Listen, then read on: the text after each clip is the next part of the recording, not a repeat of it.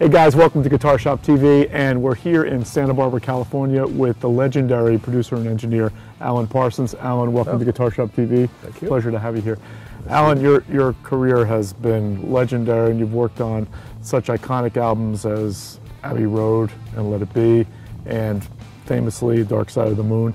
Maybe we can get started and just tell us a little bit about your early days at Abbey Road Studios and how that all came about. I was already working for another EMI department in West London, which was making quarter-inch reel-to-reel tapes on plastic spools, commercially available albums. You know, I just wrote to the boss at Abbey Road, and he gave me an interview, and 3 weeks later I was working there. So it was just a good piece of timing, and I seemed to have the right experience for a trainee engineer. And so one of your early assignments was Abbey Road? Yeah, it was about 3 or 4 months after starting there that Let It Be was actually the first experience with the Beatles, and it wasn't at Abbey Road, it was at their own studio down at Savile Row.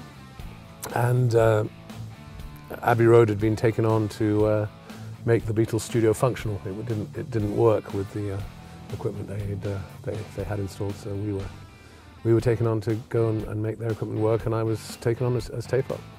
Let's talk about Dark Side of the Moon and Pink Floyd and how that project came about.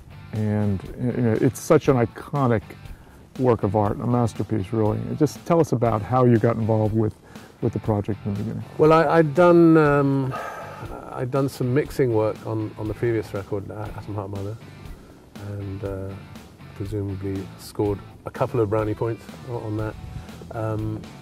So I was hired to do Dark Side of the Moon from day one. The piece was being performed during the recording phase, and it was fun. I really had a good time, and they brought me to America pretty much for I mean, I'd only passed through America on my way to Canada, so they brought me here to do some touring, and it was really good fun. I was a lot younger in those days, so fun for all kinds of reasons.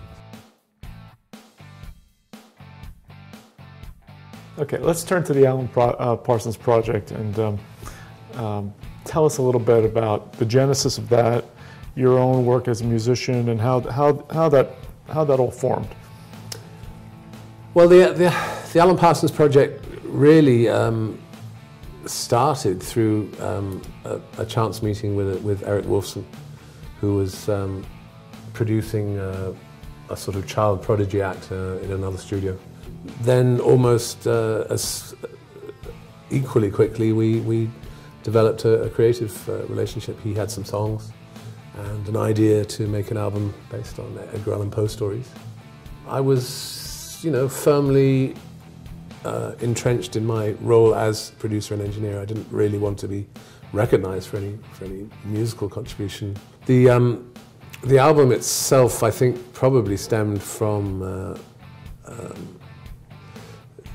Eric's, I wouldn't say passion, but his interest in gambling. I mean, we'd done The Turn of a Friendly Card in Paris and were living in Monaco.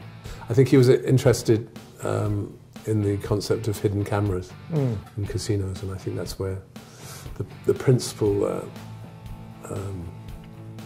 Eye in the Sky came from, the hidden cameras in casinos, although Eye in the Sky could equally be a helicopter. Essentially, it's educational. It's attempts to cover every aspect of sound recording, from the recording tracks to microphone placement to recording individual instruments, use of processing like limiting compression, reverb, delays, and so on. And it's not just me, talking to the camera. It's partly put the content is to a large extent interviews, just like you and me talking now. Mm-hmm. But I'm talking to other engineers, producers, and artists about